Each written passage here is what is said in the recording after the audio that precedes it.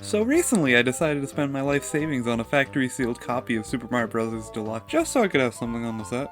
However, lately I've started to wonder if spending over $1,000 on a game you can get on the eShop for like $5 was truly worth it or not. Likely not, but where else can you collect Yoshi eggs in Super Mario Bros? Released on May 10th, 1999 for the Game Boy Color, Super Mario Bros Deluxe is a remake of the original Super Mario Bros. It was the only main series Mario game released on the handheld, as well as one of the only 2 remakes released on it besides Donkey Kong Country. Before we get started, we need to decide who to play as. One aspect I like about this game is the fact that you have the option to switch between what character you want to play as on the map. While it's simply a cosmetic difference at the end of the day, I appreciate the inclusion as it allows the player to play as their favorite character, especially since not every remake or port of a Mario game gives you this option. As for me, however, like most sane human beings who worship our Lord in Green and his never-ending year, we will select the better mustache man to play as.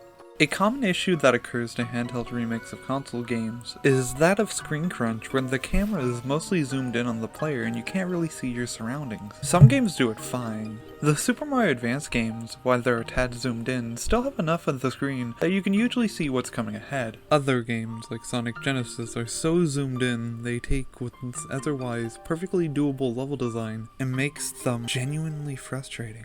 So how does Super Mario Bros. Deluxe fare? I'd say for the most part it's perfectly playable. However, some levels can be a genuine challenge as a result of not being able to see what's coming up ahead. Be it jumping onto platforms or trying to approach upcoming Hammer Brothers, it can be a complete and utter pain. In terms of the game's presentation, I feel it's overall quite nice. I love the original artwork created for the photo gallery, as well as the ending and windscreens. The style is very appealing. Characters like Toad and Peach have new animations, making them a tad more expressive than before, and it's really cool to see characters like Yoshi in this style. On top of that, my good man Luigi also has a brand new color palette for his default form. I feel the green and brown suit him rather well. That's not all though. This game also has a fair amount of unlockable side content. Starting off, after earning a total of 100,000 points in the main game, You vs. Boo is unlocked. In You vs. Boo, the player must race against a Boo. The Boo can pass through any obstacles in your path without slowing down. If you beat the Boo in a race, a new one will appear that's more difficult and so on. The mode consists of 8 levels styled after ones from the main game. These levels also contain new layouts, consisting of springboards and blocks that will either turn on spikes in a certain amount of time, or add in new red blocks for you to utilize to your advantage. It's a great mode that really challenges the player and embraces the speedrunning aspect of the original game. Oh yeah, there's also a multiplayer version of this mode, where one player plays as Mario and the other plays as Luigi racing to the goal. However, I can't show this off, as I have no friends. This mode also cannot be accessed in the Virtual Console release. Fun fact, did you know there is someone out there who has won a Game Boy Color and a copy of the game from simply drinking Kool-Aid? I envy them so much.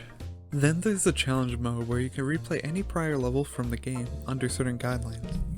These include clearing the level with a particular score, finding all 5 hidden red coins in the level, and finding the hidden Yoshi egg. These challenges add a new layer to the pre-existing gameplay, encouraging exploration and getting an understanding of the game's level design to complete all 3 of the requirements. Sadly, for those who thought they could cheat and use the infinite 1-up trick to get the high score they desire, the mode makes it so the Koopa Troopa will be killed after its 10,000 point bonus is earned. Overall, this mode is a nice distraction and offers some decent replay value. Another thing included in the game is the toy box. First off, you have a calendar. Personally, I use this in my everyday life. It helps me remember what day and year it is. March 16th, 2039. Then there's the fortune teller, who will give you 5 cards to pick from. Said card will then decide how lucky you are. Yeah, sounds about right. Last but not least, once you have scored 300,000 points in the main game, an icon of Luigi will appear on the main menu, which gives you access to Super Mario Bros. For Super players, which is just a lackluster remake of the Lost Levels, with only the first 8 worlds actually included. Worlds A through D are completely absent, even if you play through the game 8 times in a row. However, the levels do remain in the game's files, suggesting they were at one point planned. Perhaps this is a blessing in disguise, however, as like with the main game, there is screen crunch, which does not mesh well, particularly with this game's level design. Other differences include the wind sections and Luigi's unique physics getting removed, so some of the game's level design was modified to make sure those required jumps were actually possible. As a result, a lot of the game's original uniqueness is absent. It makes a game that already felt like a glorified ROM hack even more like its original counterpart. All things considered, I personally consider this version bottom tier on the Super Mario Bros. 2, The Lost Levels tier list, right below the original. Almost forgot. With Game Genie codes, you can restore the original tile set made for Lost Levels. It goes completely unused in the final game, for unknown reasons.